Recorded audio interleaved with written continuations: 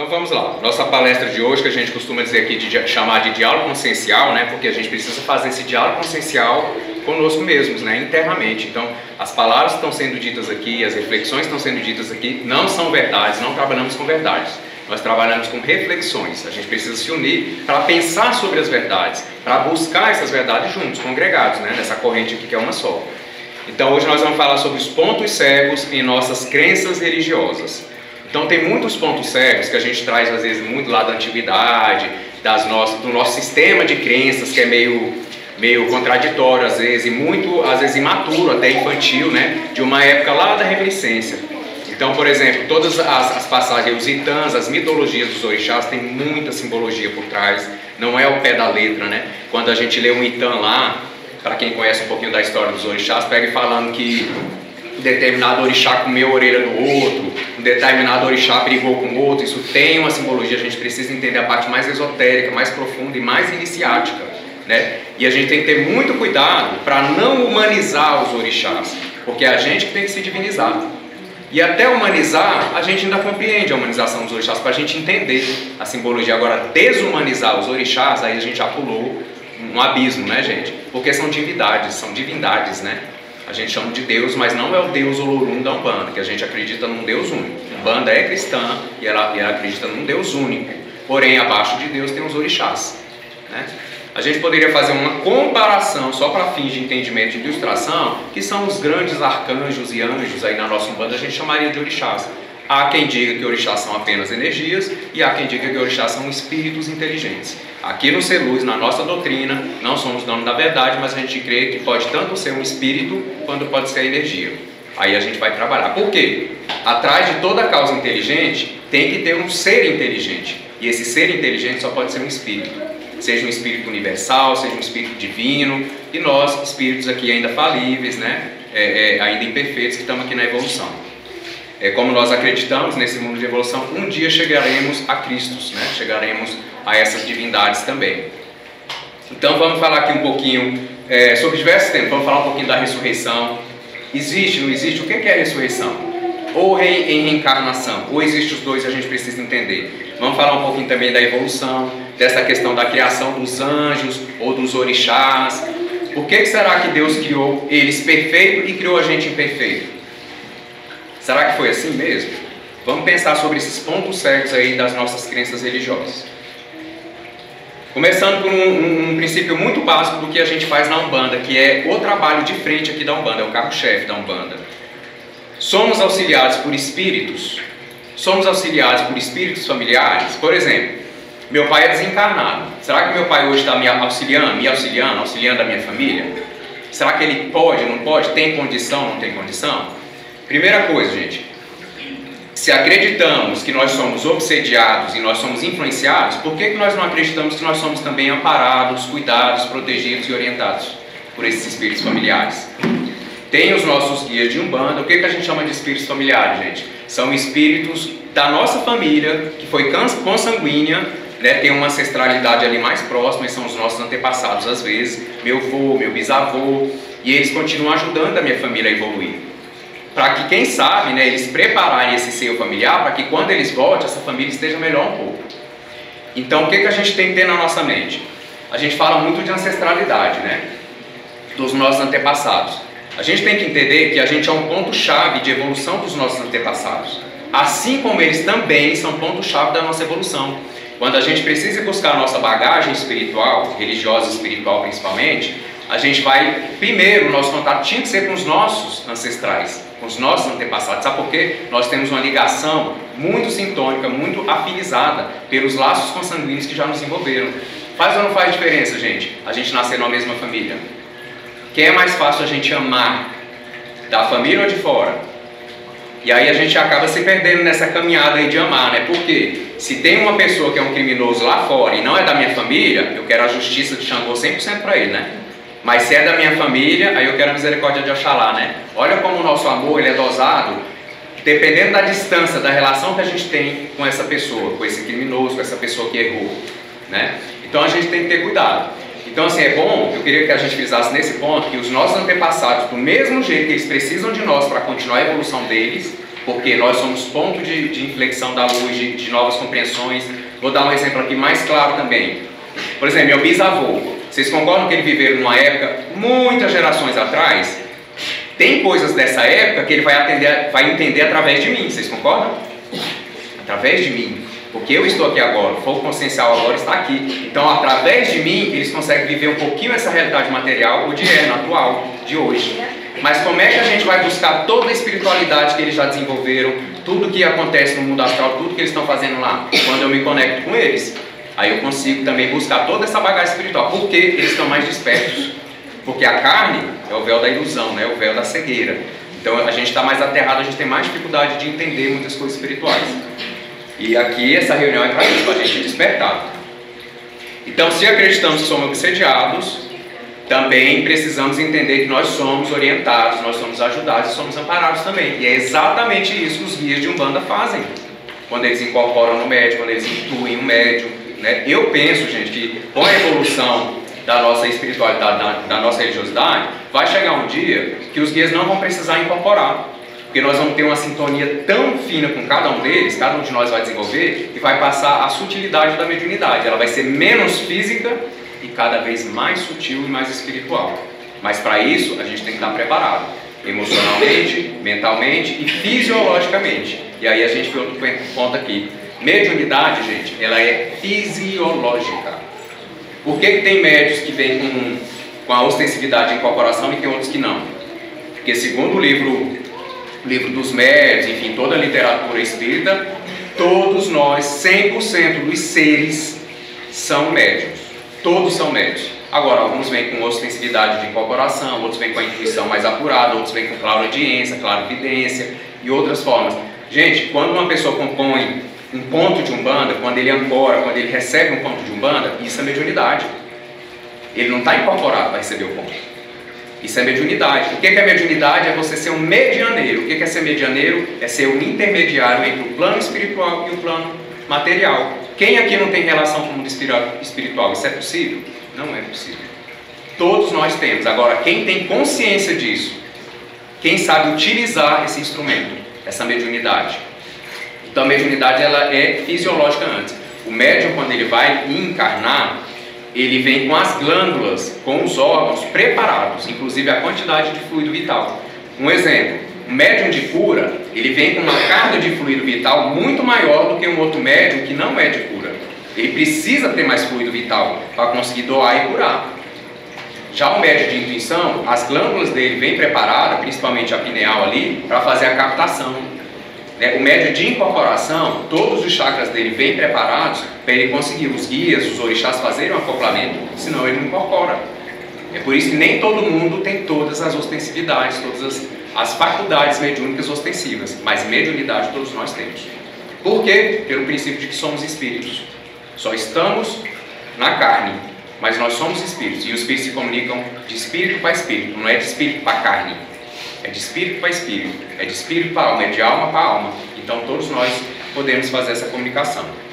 Mediunidade é o meio de solidariedade entre o mundo físico e o mundo espiritual. Já pensou, gente, se fosse totalmente separado, segregado, como é que a gente evoluísse? Você já parou para pensar sobre isso?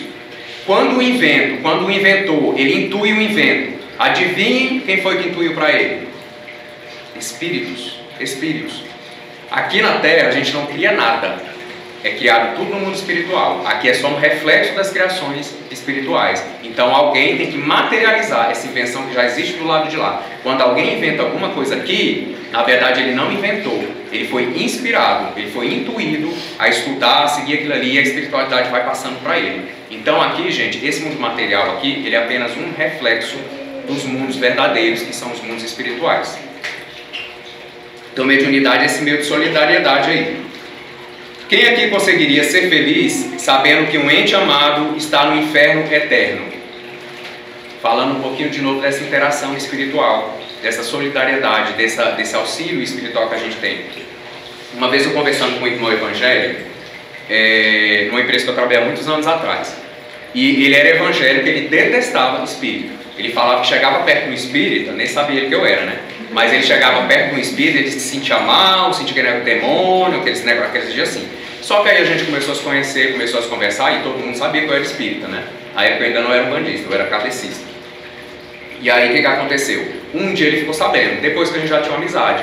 E assim, não quebrou essa amizade, porque quando a amizade é verdadeira, fica. E aí ele começou a me buscar pra gente conversar mais sobre o espiritismo. Mas assim, era difícil, né, gente? A gente não tem que convencer ninguém. Mas assim, era difícil porque a cabeça dele era fechada. Eu falei, ó, importante, irmão, é a gente fazer o bem, é buscar o amor, cada um ver sua religiosidade e respeitar cada um na sua caminhada. Haja vista ter um propósito dessas diferentes religiões, porque se Deus permite, tem um propósito, né? Solomon do Maré permite. Mas a gente conversando sobre essa questão do inferno eterno, porque na cabeça dos nossos irmãos protestantes, evangélicos, gente, pecou, não foi salvo, vai para onde? O inferno. E tem volta, gente? Eterno. Vamos pensar sobre duas coisinhas. Quem aqui é pai, quem aqui é mãe? Agora, quem aqui tem uma pessoa que ama? Todos nós, né?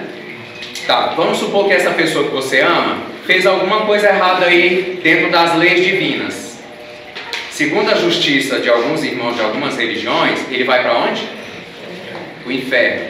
Eu pergunto, você vai conseguir estar feliz no paraíso sabendo que o seu ente amado está no inferno eterno? É possível? Aí eu conversei com ele sobre isso. Falei, meu irmão, como é que fica nesse caso? Ele falou, não, porque Deus vem e apaga a nossa memória. Gente, mas como assim? Então qual é o propósito da evolução? Tudo que eu aprendi, as relações, ele vem e apaga. Aí eu falei, tá, e aí quando ele apaga a minha memória, eu vou ser quem então? Porque se eu não sou a minha memória, as minhas experiências, aí ele falou, não, já vem você com suas perguntas. Aí fala, já vem você com suas perguntas. Eu falei, pois é, mas vamos pensar, irmão, sobre isso, porque Deus é justo. Vamos pensar sobre outra coisa aí, uma chave por trás disso? Deus é perfeito? Todos os planos deles dão certo? Os planos de Deus dão certo 100%? Dão, não dão? Os nossos dão errado, mas o plano de Deus pode dar errado, gente? Aí eu pergunto, Deus planejou o inferno eterno para algum dos seus filhos? Então se algum dos seus filhos vai para o inferno eterno, então tem alguma coisa errada aí. Que Deus de amor é esse? Gente, não existe inferno eterno. Inferno é um estado de alma. Assim como a felicidade é um estado de alma. Sabe por que muitas pessoas não conseguem ser felizes hoje, encarnadas? Porque estão achando que a felicidade está na matéria, está nos bens, está nas riquezas materiais, que está dentro da religião. A felicidade não está dentro da religião.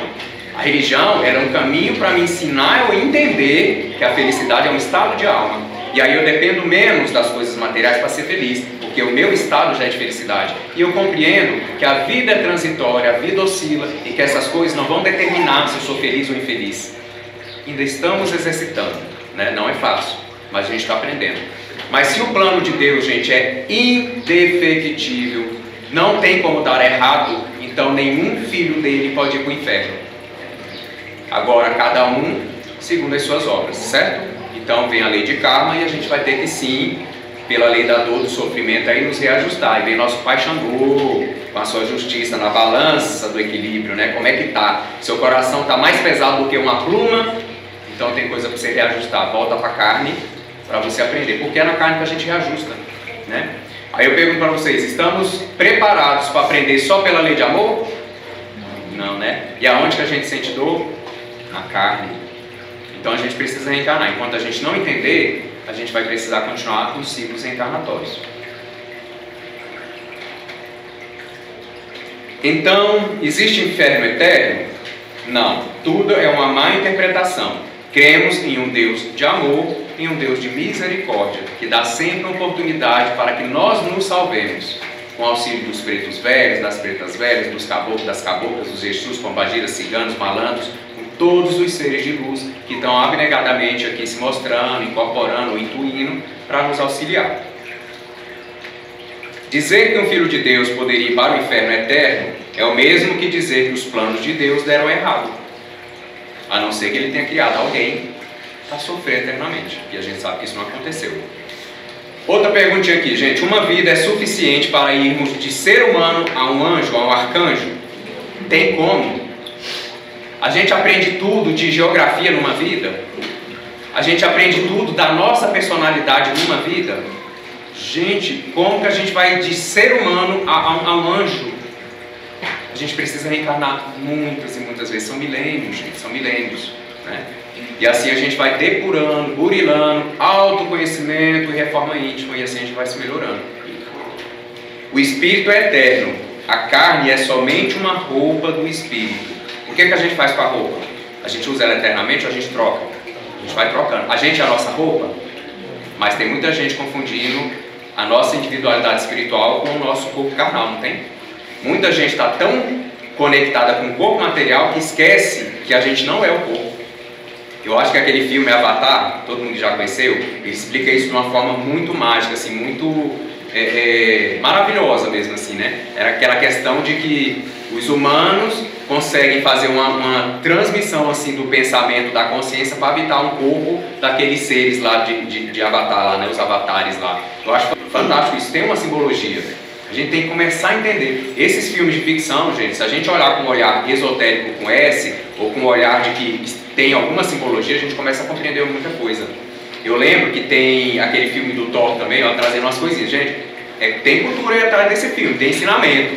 Até das lendas também nós vamos falar um pouco. Branca de Neve, Sete Anões, tem alguma simbologia por trás disso aí. Mas eu lembro que quando eu assisti Thor, tinha lá um pretão, bem grandão, para quem assistiu, e ele ficava no portal da cidade.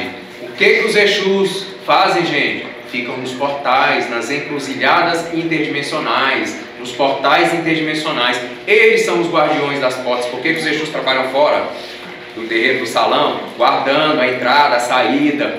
Entendeu? E olha a simbologia aí. Só que a gente chama de Exu. Eles deram outro nome lá no filme. Tá entendendo? É tudo, é mais do mesmo, gente, a mesma coisa. Só que a gente tem que parar com esse preconceito, né? De falar que, é anjo, é orixá, não é guia. Gente, não importa. O que importa é a essência do ensinamento aí.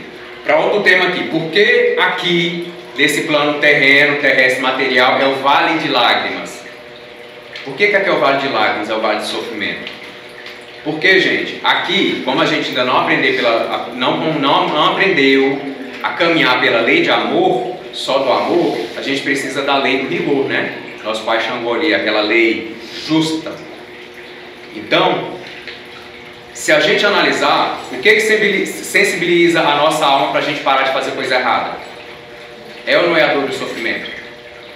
É a dor e o sofrimento. Então a gente está fazendo muita coisa errada. Aí fala assim, mas aí é uma coisa minha que eu vou compartilhar com vocês para a gente pensar. Na minha concepção individual, personalista aqui, a dor ela não ensina. Para mim a dor não ensina. Para mim o que ensina é o amor.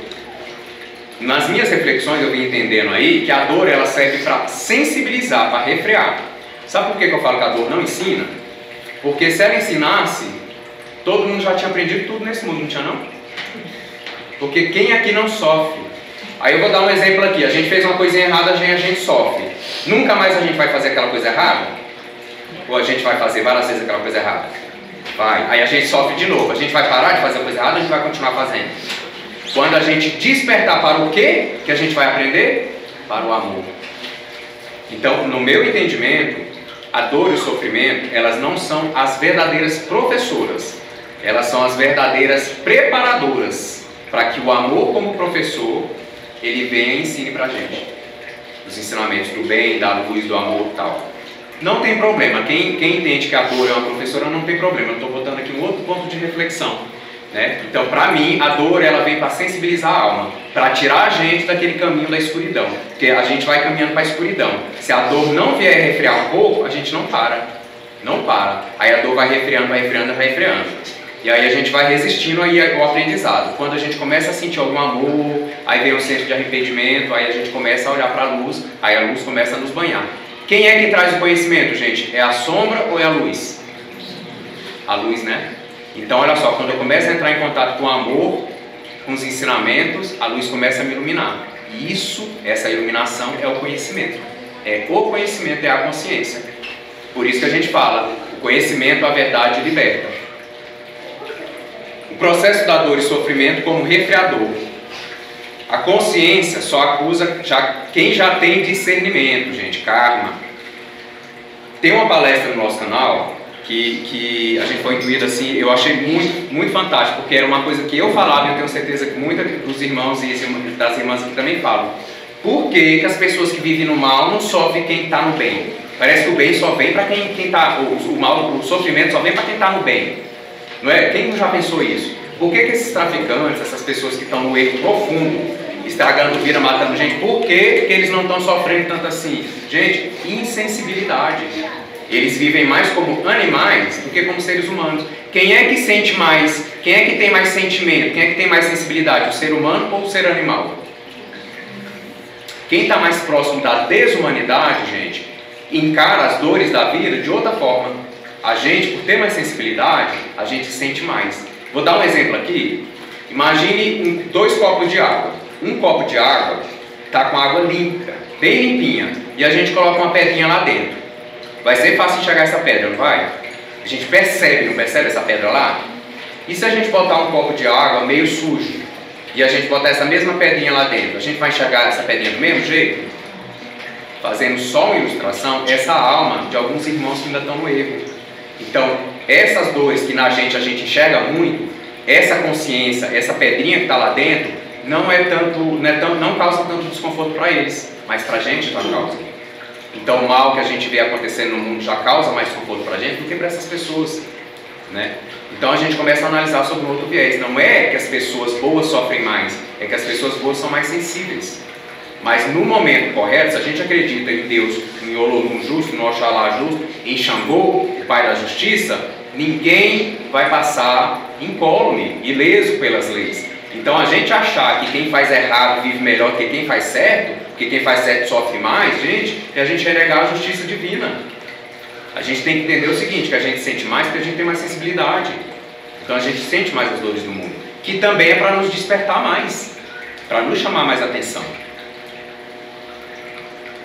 Quanto mais forte a experiência emocional, mais forte é a reverberação na vida futura, se a alma já tiver alguma sensibilidade. Então vamos supor, a lei de Xangô pode descer sobre a minha cabeça, como a gente costuma dizer, e eu rapidinho vou mudar, porque vai doer muito na minha alma, porque a minha alma ela é mais sensível para a vida espiritual, para o outro, para a dor do outro, para a dor do mundo. Agora uma pessoa que é mais tacanha, mais renitente, ali no mal, gente que vive de forma horrenda, as coisas do mundo pouco afetam ela.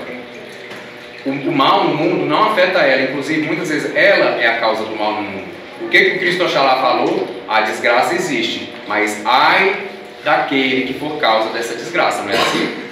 No momento certo, esses irmãos, eles vão passar pela purificação, mas eles estão tão tacanos, estão tão fechados, que não adianta a lei vir, que eles não vão aprender. Então Deus, na sua sapiência, os nossos engenheiros kármicos, eles esperam o momento certo da nossa encarnação, na família correta, no seio religioso correto ou fora de alguma religião, para que a gente possa ter os aprendizados que são necessários.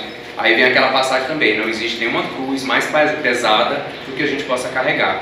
Então o aprendizado só vem quando a gente já tem condição de aprender, porque Deus é inteligência suprema, né? Então, por que a lei de Xangô não fica batendo em quem ainda está muito atarrancado no mal? Porque ele não tem condição de compreender. Não tem condição. É você querer dar uma aula de física, né, para uma criança de 3 anos. Gente, tem como uma criança de 2 anos, 3 anos a compreender uma física da NASA? Não tem, né?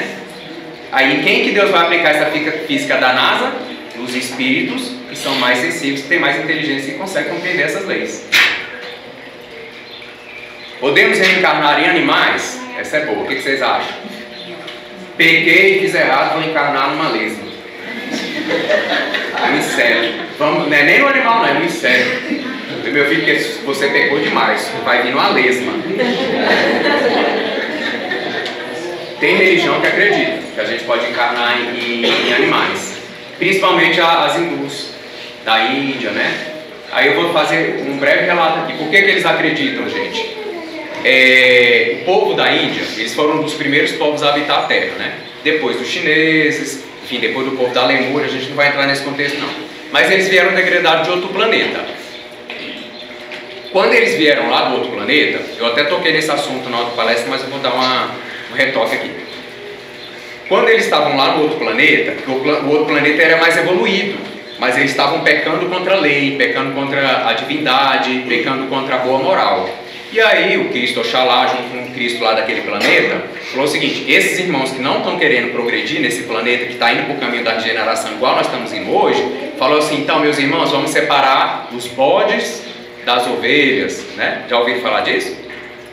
Separar o joio do trigo, já ouviram isso? Isso acontece. Esse momento que a gente está passando em transição planetária, está acontecendo a separação do joio do trigo. Por isso que a gente chama de Apocalipse. Ah, Apocalipse, padrinho, é o fim do mundo, o fim dos tempos. Não.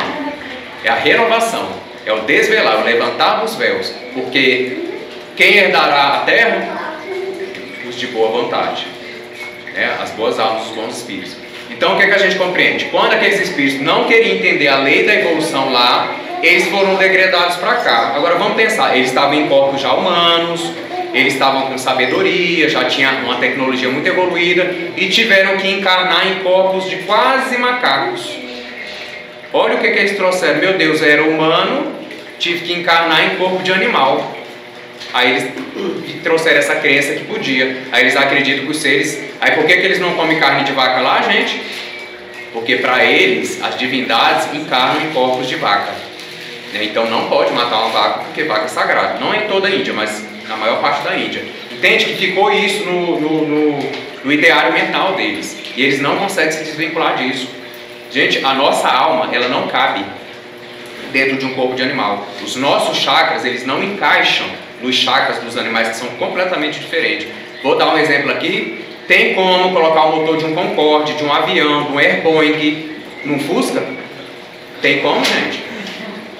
Se um Fusca andar a 400 a 1000 km por hora, o que acontece com esse Fusca, gente, pelo amor de Deus? Tá entendendo? Se botar uma alma, um espírito de um ser humano no corpo do animal, ele desintegra. O princípio é esse. Então, assim, é muita consciência, é muita inteligência para que um corpo de animal caiba. É por isso que a gente fala, o que a gente tem que fazer para a gente vir trabalhar espiritualmente? Tem que preparar o nosso corpo físico, não tem? Porque senão os guias não conseguem acoplar direito, aí vem alimentação, sexualidade, vícios, quem tem pensamentos, emoção, porque senão os guias não conseguem acoplar a gente. Porque o nosso corpo tem que estar o melhor possível para a gente conseguir ter contato. E os falangeiros dos orixás? Mais sutil ainda, mais sutil ainda. Então, se a gente não preparar a carcaça e o motor for grande demais, potente demais, a carcaça não aguenta. Aí sabe o que o guia fala? Meu filho, não posso incorporar em você hoje não, seu corpinho está tão fraquinho, meu filho, que eu vou te prejudicar. Aí a gente fala assim, ah, mas não prejudica não, prejudica, porque os guias têm esse controle da luz da consciência, né? Inclusive, para a gente evoluir, a consciência evoluir, o corpo tem que evoluir junto. O corpo evoluir, a consciência tem que evoluir junto. Gente, o mundo espiritual e o mundo material não se separam. Não se separam. São polaridades de uma verdade só.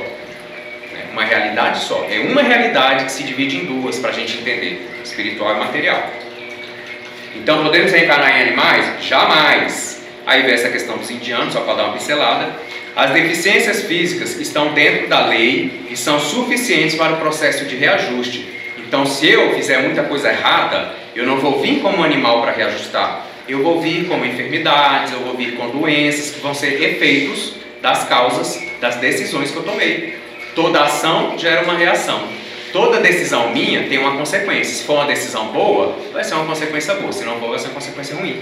Então, gente, as enfermidades, as doenças, as deficiências físicas, elas são suficientes para o reajuste da alma. A gente não tem que ir para o campo da animalidade, né?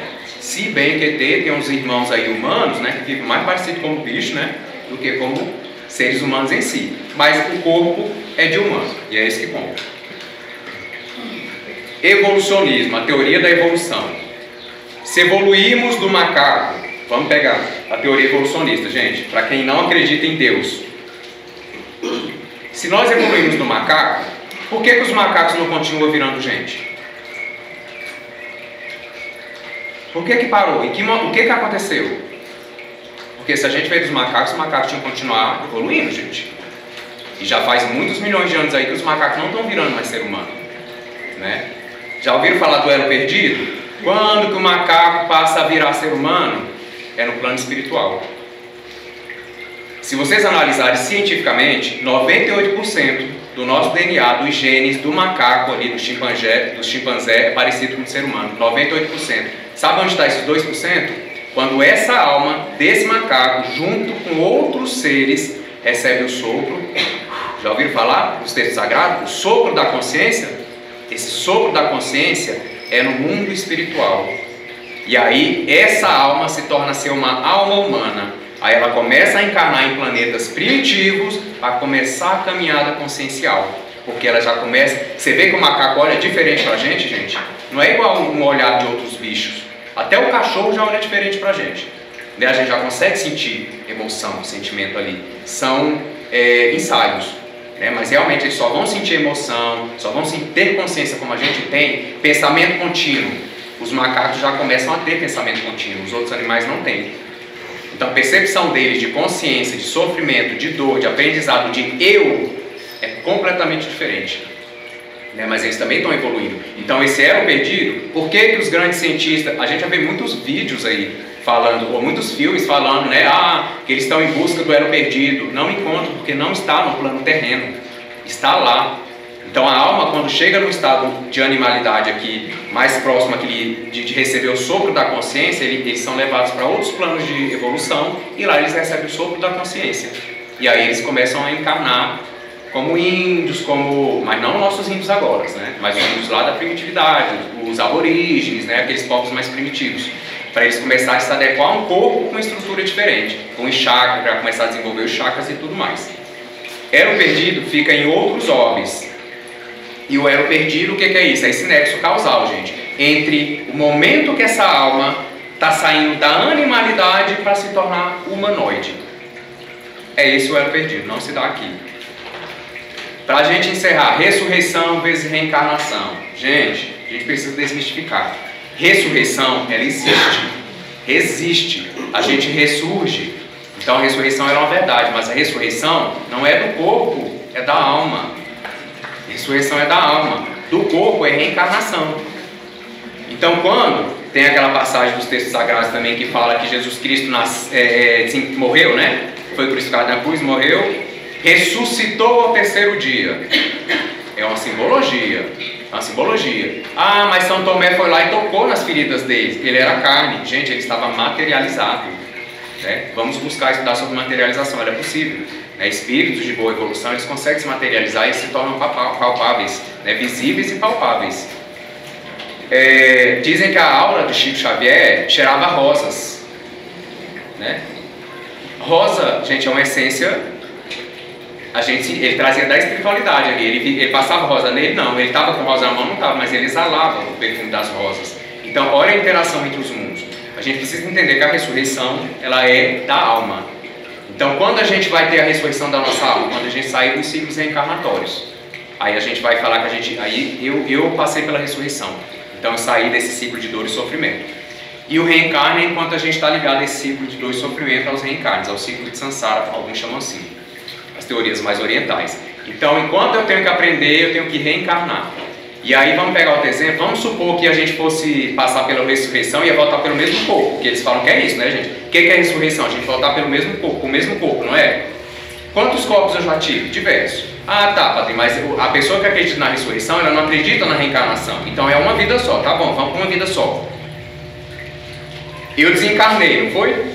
Tudo que formava o meu corpo foi absorvido pela terra, não foi? Aí nasceu uma árvore ali, nasceu uma planta, um bicho comeu parte da minha carne, alguma coisa. Aquilo começou a integrar o corpo daquele bicho, não começou? Aí, os seres humanos comem bichos? Come, gente?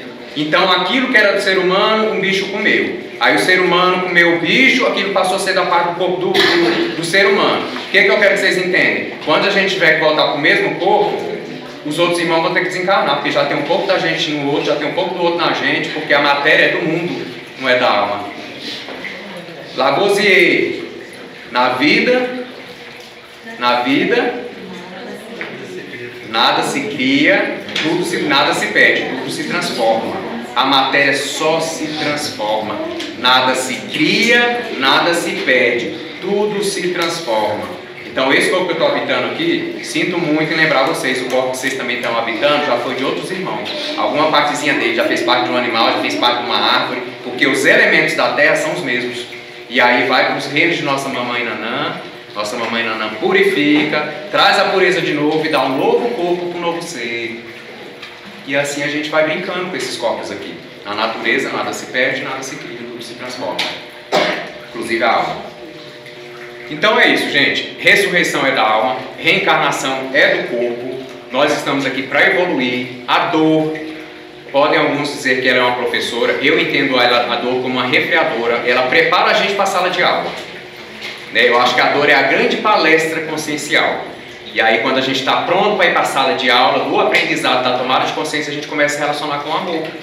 A minha relação com a minha religiosidade, com a minha espiritualidade, com a minha família, com as pessoas que estão ao meu redor. Então quando ela é de dor e de sofrimento, os aprendizados eles são muito limitados. A gente diz que a dor ensina. Agora quando é de amor, ensina ou não ensina? A pessoa que está no caminho da luz, do amor, que são sinônimos, ela aprende, ela evolui, ela caminha com as próprias pernas, ela começa a ensinar outros irmãos. O elo perdido não está aqui, está do lado de lá. E o ponto focal do nosso diálogo consciencial da nossa palestra de hoje. Gente, vamos começar a tirar esses pontos cegos da nossa religiosidade. Então a gente está dirigindo esse carro, que é o nosso corpo físico, e tem um ponto cego ali, não tem no retrovisor?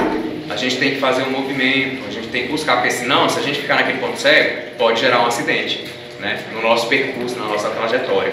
Então vamos buscar essa consciência, é para isso que essa palestra existe, é para isso também que esse diálogo consciencial existe. Então saravá, axé, vamos preparar aqui para a gente chamar os alunos e assim dar continuidade à descida dos Exus e Pombagiras. Saravá, gente, e todo aí as bênçãos do nosso Pai Oxalá.